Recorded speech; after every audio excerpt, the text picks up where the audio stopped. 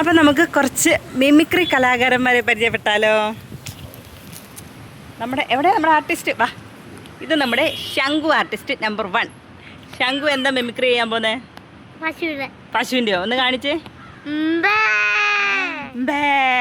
അപ്പം ശംഖുവിൻ്റെ എല്ലാവരും ഒരു കൈയടി കൊടുത്തേ, നല്ല കൈയടി.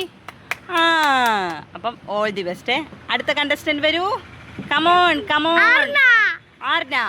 വേബാ കാണിക്ക്. എന്തോ മിമിക്രി കാണിക്കാൻ പോന്നെ? പശുവിൻ്റെ. വേഗം കാണിക്ക്. കുഞ്ഞു പശുവാണ്. അപ്പൊ അടുത്ത നമുക്ക് പുതിയൊരു താരത്തെ നമ്മൾ പരിചയപ്പെടുത്താൻ പോവാണ്. വിവേക് പഠിക്കുന്നത് 7ാം ക്ലാസ്സിലാണ്. അപ്പൊ വിവേകിന് അറിയാവുന്ന ഏതാ ശബ്ദം? പശുവിന്റെ ശബ്ദമാണ് ഇപ്പൊ ചെയ്തുകൊണ്ടിരിക്കുന്നത്. അപ്പൊ നമുക്ക് അതൊന്ന് ചെയ്യിപ്പിച്ച് നോക്കാം. ഒന്നും കൂടെ. ഇതെങ്ങനെയാ കണ്ടുപിടിച്ചത്? അതിങ്ങനെ ഓരോരോ ജീവിയുടെ സൗണ്ട് വെച്ചിങ്ങനെ പഠിച്ചു. വേറെ ഏത് ജീവി അനുകരിക്കും? അറിയായിരുന്നു ഒത്തിരി. ഏതെങ്കിലുമൊക്കെ കാണിക്കേ. മറന്നുപോയോ? വേറെ ഒരെണ്ണം കൂടെ. എനിക്ക് മാത്രമേ ഇപ്പൊ അറിയത്തില്ല. ഇപ്പൊ ഇത് മാത്രമേ അറിയത്തുള്ളൂ. അപ്പം നെക്സ്റ്റ് ടൈം നമ്മളെ മീറ്റ് ചെയ്യുമ്പോഴത്തേനും വേറെ എന്തെങ്കിലുമൊക്കെ കൂടെ പഠിച്ച് കാണിക്കുമോ?